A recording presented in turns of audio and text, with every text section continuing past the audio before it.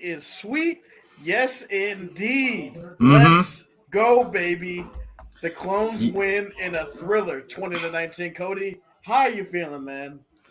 Hey man, listen, I feel great. Kyle Conradi proved today that he was more than just a freshman. He is that dude, and I think it's safe to say that that man may not have to pay for a meal for the rest of his life here in the great city of Ames. And it always feels great to bring back the Cyhawk Trophy right where it belongs, Ames, Iowa. Let's go.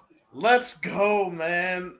Look, I knew this team had resiliency. Everybody was down and in the first half, man. Everyone was like, "Oh no, it's typical."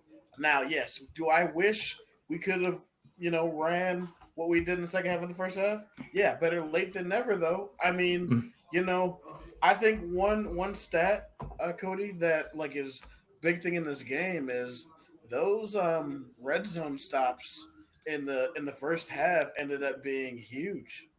Yeah, I mean they were huge. Even after Rocco Beck threw that very, very bad pick. I mean, Jay Higgins, I believe, he read that perfectly. But the fact that Iowa State's defense was able to like not give up a touchdown with that short of a field, I think that just shows that this was an Iowa State team that was not going to go down without putting up a fight. And I mean, it was just great to see from Iowa State. Yeah, I mean, I was at my friend's house. I watched games with friends today. Like, dude, Iowa State's good. I'm like, dude, I was like, y'all don't know. I'm like, y'all don't know how Iowa operates. I'm like, Iowa operates. Iowa is not good when they're behind, dude. Like when they have to pass the ball, they can't do it. Like I knew. I'm like, all right, as long as it stays 13-0. Like because I'm not gonna lie, Caleb Johnson went off today, and like bro, I was getting a little bit scared. I'm like, oh crap. But man, that Darian Porter interception started it all, dude. hmm I mean, that was just great seeing that, like, and just Darren Porter getting a nice jump on the route right in front of Luke Lakely. That was just a perfect jump right there. And I think at that moment, there was life in the Cyclones. And from there, yeah, I think the game changed. I think it was that play. And I mean, that touchdown, who did Jaden Higgins moss? I knew he mossed somebody. It was Who was crap. he was Whoever wearing number number two two. was. Yeah, I don't know what his name is though. Let's see. Let me go Yeah. find this. But yeah, that was such a beautiful pass. And Jaden Higgins, he certainly is he's ready for the NFL. I mean, he did it with 2 feet, not just 1 foot, but 2 feet down. That's how you know that he came to play. And from there, I think Iowa State had the game in hand. Yeah, man. At that point, it was 19-7, and I was like, "All right, my guys, we're locked in now. All we need is one more stop." And hmm we got that stop again, and then we went down the drive. I was like, "Okay, let's see. I wonder what they're gonna do right here." hmm Rocco throws a rope to hmm Jalen Noel. Lenore. That Look, post was mm, beautiful. Oh my yep. goodness. And one note, you want to know who he burnt on that post? Xavier Wonkpa. Iowa fans, you were hyping us up all week long about how Xavier Wonkpa was going to lock down this Iowa State offense. And look what happened. Your boy just got absolutely smoked like some good Kansas City barbecue by Jalen Knoll.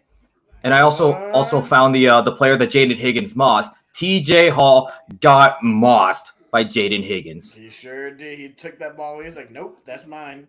Mm-hmm. Man. Oh man. Like it just and then like just scoring again in the second half. It's just like they kept chipping away. They kept chipping away. Because I knew I'm like, all right, I would love a touchdown here, but if we can kick a field goal, Iowa is going to start playing tight. And Mm-hmm. if you saw, they only gained like about 80 yards, like 80 yards, like or six or no, they scored 6 points on the last 20. Like it was something crazy. On like Yeah. their last possession, they only scored 6 points. It's absolutely crazy, man.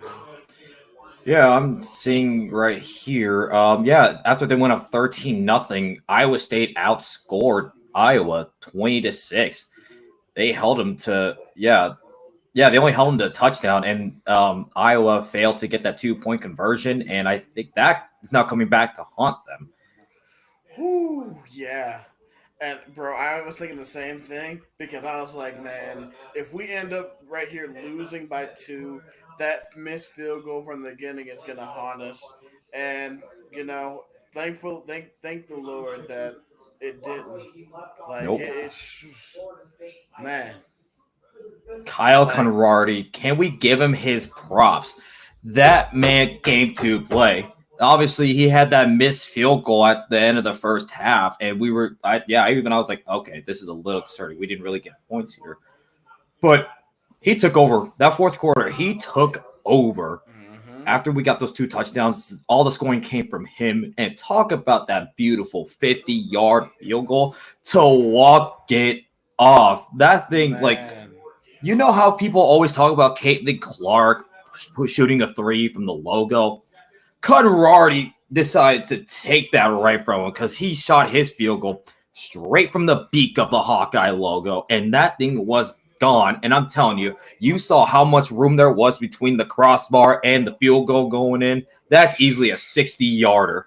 Could have been good from 60, Cody. Mm-hmm. That was absolutely amazing television right there, man. And just with Gary, I told you, Gary and Brad make magic together on CBS, man. It's just Mm-hmm. it was an absolutely amazing broadcast.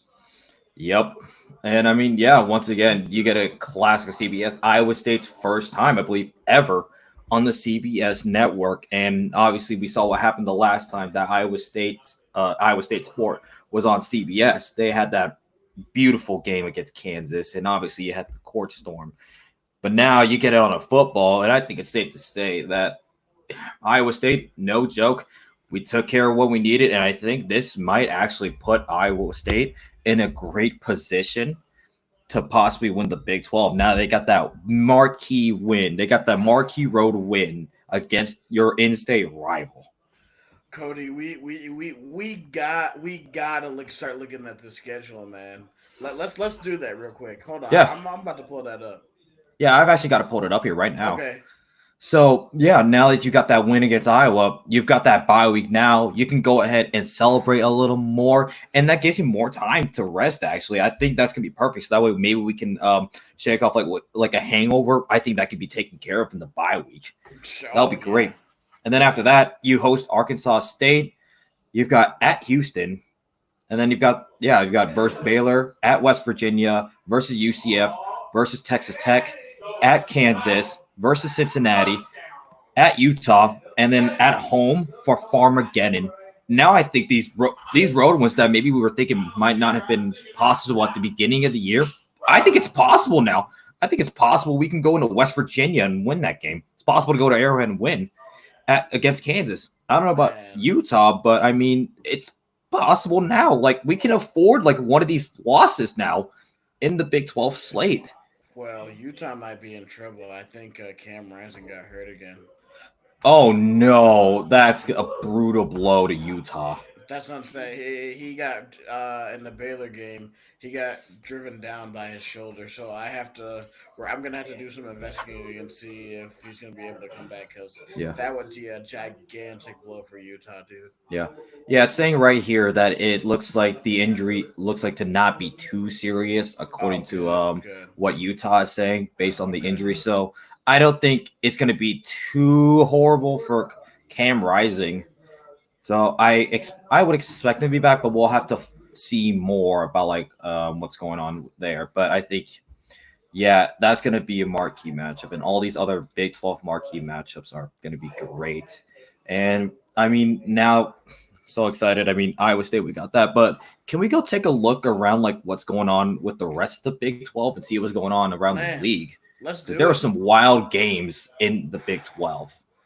Man, bro, I was sweating bullets for the rest of the Big 12 with, especially with that Arkansas and Oklahoma State game, bro. Hmm. Arkansas came in on fire, dog. They just came out. I'm like, oh man, I'm like, are the Pokes really going to lose to Arkansas? And then like we said, there was a possibility of an upset in New Orleans for Tulane, and they took they took K State to the brink. Hmm. Yeah, I mean Tulane had that lead at halftime. I think it was a 10-point lead at halftime, and it looked like some struggles for Avery Johnson. Now I got to give credit to Kansas State; they were able to adjust and win appropriately.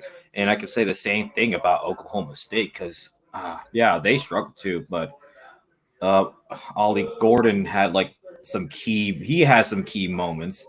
He got that huge touchdown and the 2-point conversion in overtime. I believe that was the only thing he got. But what a time to do it. If you're a fan of Oklahoma State, that was a great time to see Ollie Gordon do something very important for you. It's great timing for that.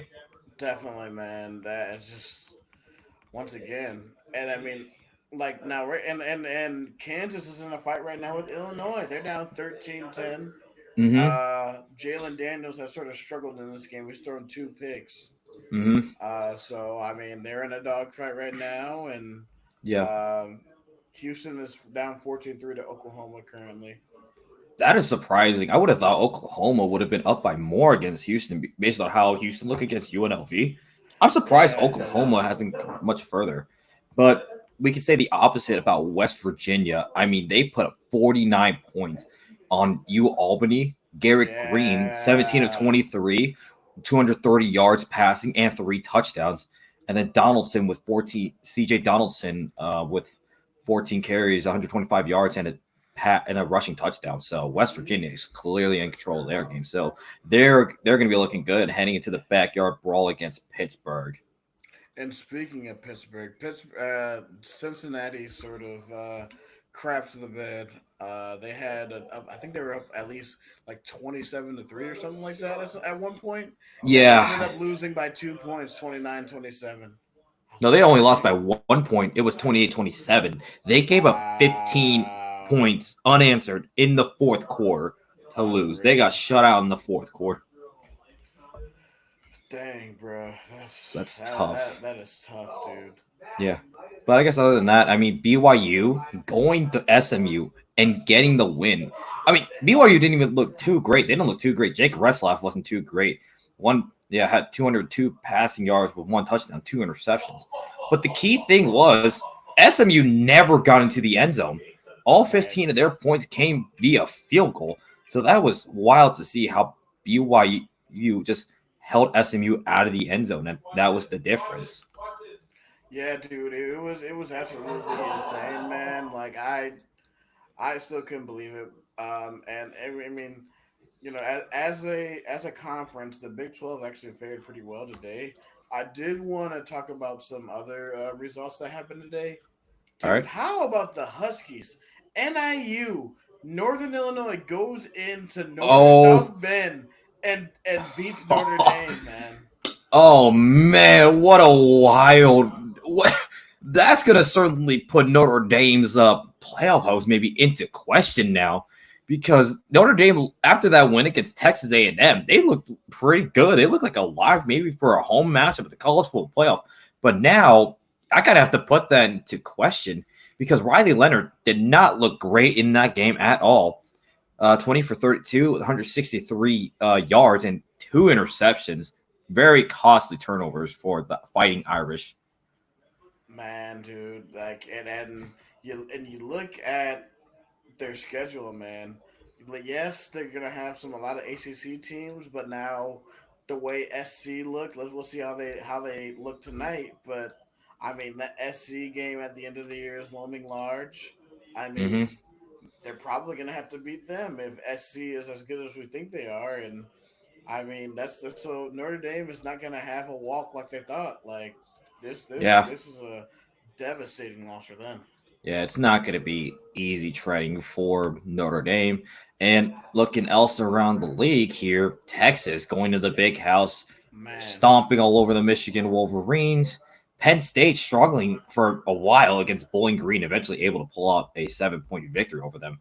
Louisville looking absolutely great against Jacksonville State, winning 49 to 14. yeah. And then I'm looking here. There's some other ones. Cal beating Auburn at Jordan Hare Stadium. That was very. I did not That expect is, that. I didn't expect that either, dude. Like, I just, man. So yeah, with Michigan, I think with Michigan, uh, Cody, Michigan, they might have a tougher road than what they thought because they do not have a quarterback, and they have two Yeah. young guys, and it's none of the like, man. I don't know if they're in the they're coming off of three straight playoff appearances. I think that this it's looking real 7-5 ish right now.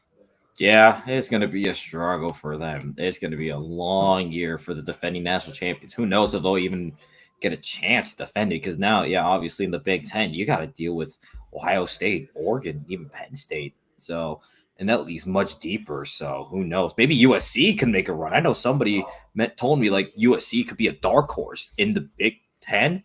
I think if the cards fall right for the Trojans, they could find themselves in that Big Ten title game. Man, with the showing USC put up, I think don't they? I think they either play in 2 weeks at the Big House. No, Michigan goes to USC at either next week or the week after. I gotta check, but Yeah, I got it here. Yeah, they USC goes to the big house 2 weeks from today. oh man, that does not bode well for them, man. Especially with the way that defense looked against LSU. USC with a defense, man, and the way Mm, Miller Moss, taking out from where he left off in the bowl game. Watch who out. knows? Who knows where this Trojans team can go? Who knows where they can go? But yeah, just a pretty wild day around college football, and that's exactly what we are here for. I mean, yeah, and it's it's obviously great being a Cyclone. Like it's Right. great being a Cyclone. This is a great day to do so. And I'm gonna do a shameless plug real quick here. So Sure. obviously, Iowa State football got the win against Iowa. This coming up Wednesday, it's gonna be the Cyhawk volleyball matchup at Hilton Coliseum, 6:30. And I believe it's going to be ESPN. I think it might be ESPN Plus, but yeah, that's going to be a great opportunity for the volleyball girls to like get a big win against Iowa. And I mean, I went to the volleyball game and they will need a rebound after what I saw because they unfortunately got reverse swept by Illinois.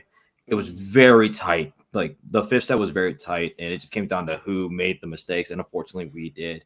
But I know the girls like they fought throughout that game, and I think there's going to be a lot of growing pains from that. But playing Iowa, it's going to add that extra layer of motivation. And now that they know that we just beat Iowa in football, I think that might be an extra piece of motivation for them. So very excited to see what's going to be like for the next week or so here in Ames, Iowa. Clones fans, you heard Cody. Pack out Hilton for the Cyhawk volleyball game. Do it for me in spirit. I'll be 4.5 hours away, but Sounds I good. will be I will be watching. Um, you have any other thoughts, Cody? No, I think that's about everything I wanted to say. It's great for it to be a Cyclone State again, and I cannot wait to go to the Jacobson Building and be able to see that beautiful Cy Hawk Trophy back where it belongs. Back where it belongs in beautiful Ames. Hmm. All right, man. This was a very fun episode. Now Iowa State will head into their bye week to see where they can recoup and improve before they get back on the field on August or not August. Wow, Jesus, September 21st when they are playing at home against Arkansas State at 1 p.m. Thank Yep. you for joining us. We can be reached out at our Twitters. I'm at SciTag Guy. And I'm at FAUX Matt with 1T Campbell. All right. And make sure to follow us on all of our social media. Yep. And thank you for joining us. Go Cyclones. It's a Cyclone State, baby. Yes, sir.